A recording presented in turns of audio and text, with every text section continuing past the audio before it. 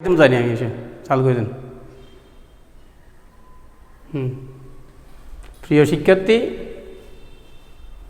এই করোনা মহামারীর মধ্যেও আমাদেরকে সরকার নির্দেশিত শ্রেণীকক্ষে পাঠদান কার্যক্রম আমরা অনলাইনে চালাচ্ছি। তবে এই অনলাইনে ক্লাসগুলো তোমরা একটু মনোযোগ সহকারে দেখবে আমাদের স্কুল ওয়েবসাইটে ঢুকে, তাহলে আশা করি তোমরা বুঝবে। আমরা নবম শ্রেণীতে ত্রিকোণমিতিক ধারণাগুলো দিয়েছি। আজকে আমি ত্রিকোণমিতিক অবেদের যে তিনটি সূত্র আছে, এই তিনটি সূত্রের একটি সূত্রের প্রমাণ দেখাই দেব। বাকি সূত্রগুলো তোমরা আস্তে আস্তে এই প্রমাণে আলোকে করতে পারবে। দেখো, ত্রিকোণমিতিক অবেদের প্রথম সূত্র হচ্ছে যে sign square theta plus cos square theta equal to 1 প্রমাণ করো।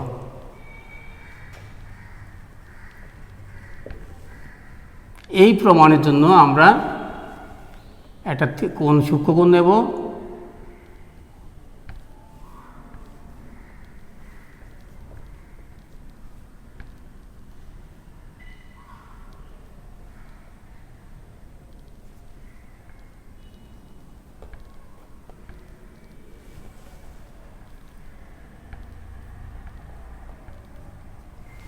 কথাটা একটু খেয়াল করো, কিভাবে প্রমাণটা আমরা শুরু করব।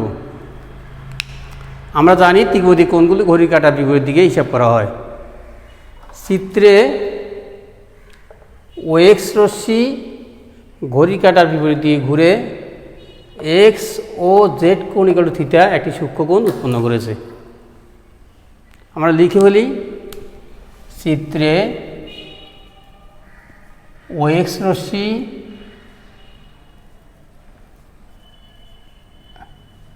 ঘড়ির কাঁটার বিপরীতে ঘুরে কাঁটার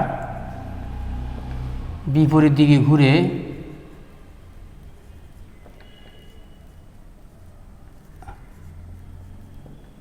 এক্স ও জেড কোণ ইকুয়াল টু থিটা একটি সূক্ষ্মকোণ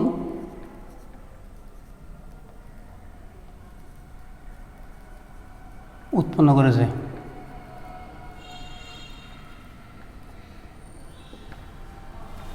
ওজেড বাহুর উপর একটি ওজেড বাহুর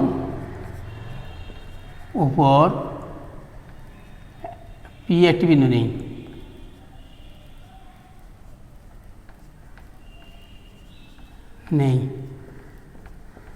পি বিন্দু থেকে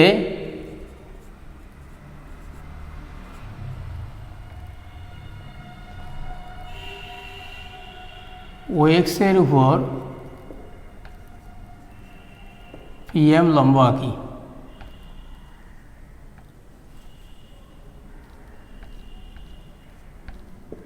সুতরাং ত্রিভুজ পিইউএম একটি সমকোণী ত্রিভুজ।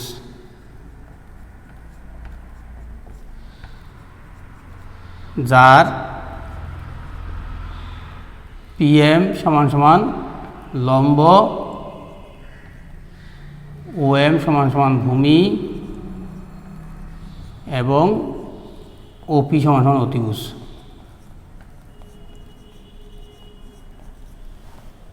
আমি আবার বলতেছি, এটা আমি লিখে দিয়েছি তোমাদের বোঝার সুবিধার জন্য।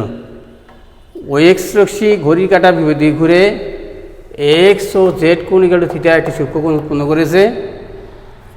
ওজেড বাহুর উপর পি একটা বিন্দু নিয়েছি, পি বিন্দু থেকে ওএক্সের উপর পিএম লম্ব গেছি। তাহলে আমার এখানে একটা ত্রিভুজ হয়েছে, সেই ত্রিভুজটার নাম পিওএম। এবং এটা কোন ধরনের ত্রিভুজ? সমকোণী ত্রিভুজ। এই সমকোণী ত্রিভুজের পিথাগোরাস উপপাদ্য অনুসারে আমরা একটা শর্ত পেয়েছিলাম। পিথাগোরাস উপপাদ্য অনুসারে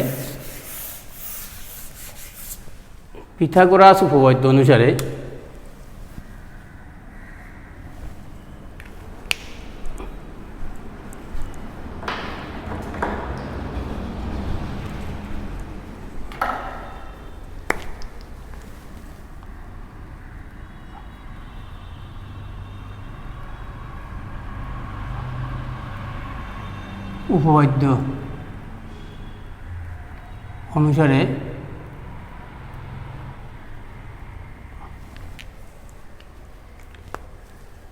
আমাদের ক্লাস 8 আমরা শিখে আসছি অতিভুজের বর্গ ওপি স্কয়ার, এটা ও পিথাগোরাসের বইতে অতিভুজের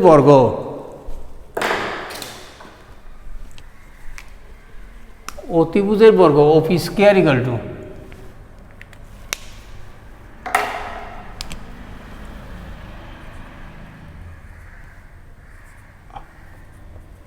two PM square plus OM square. এই পর্যন্ত আমরা ওই যে তিনটে অভেদ আছে, তিনটে অভেদে প্রত্যেকটার জন্য আসবো। এইটুকুর জন্য আমাদের 2 নম্বর, আর বাকি অংশটুকুর জন্য 2 নম্বর, মোট 4 নম্বর থাকবে। পিথাগোরাস উপপাদ্যে ত্রিভুজ পিওএম এ ওপি square equal two OM square plus PM square. ঠিক আছে, এখন আমাকে হিসাব করতে হবে সাইন থিতে কোণ উৎপন্ন হয়, থিতা কোণের সাপেক্ষে সাইন কীভাবে উৎপন্ন হয়। লম্ব বা অতিভুজের অনুপাতকে সাইন বলে।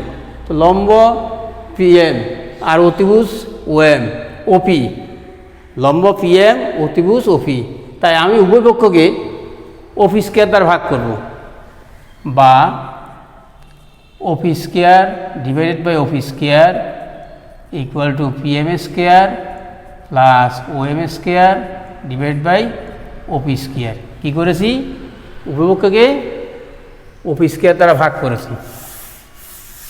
ঠিক আছে, বা 1 equal to PM square by OP square plus OM square by OP square, বা 1 equal to PM by OP whole square plus OM by OP whole square. এখন আমাদের উৎপত্তি, ত্রিকোণমিতিক কোণের উৎপত্তি থেকে আমি বলতে পারবো থিতা কোণের সাপেক্ষে 1 equal to PM by OP, লম্ব বাই অতিভুজ দিয়ে sine theta whole square plus OM by OP সমান কস থিটা হোল স্কয়ার, বা 1 equal to sine square theta plus cos square theta.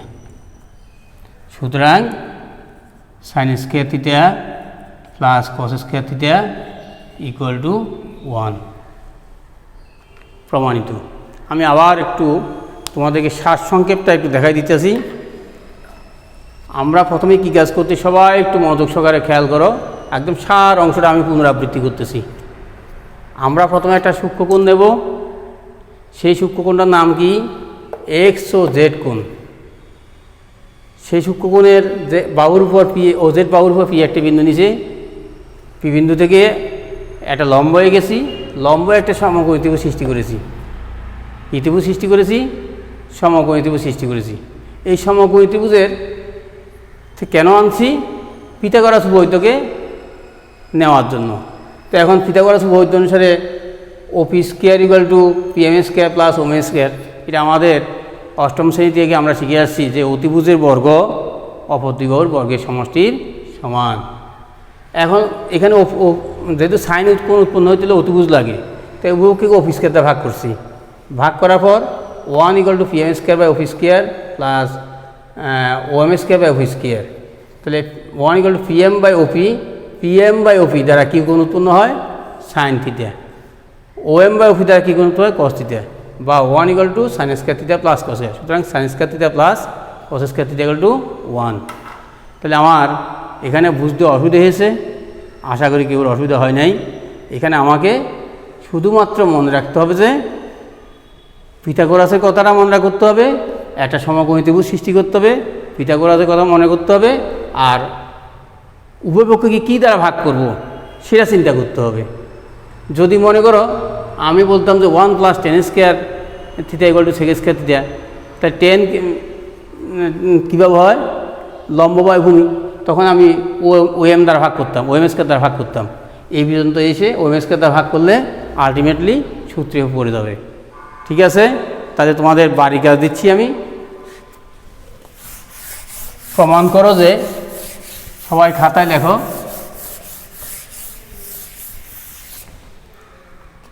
প্রমাণ করো যে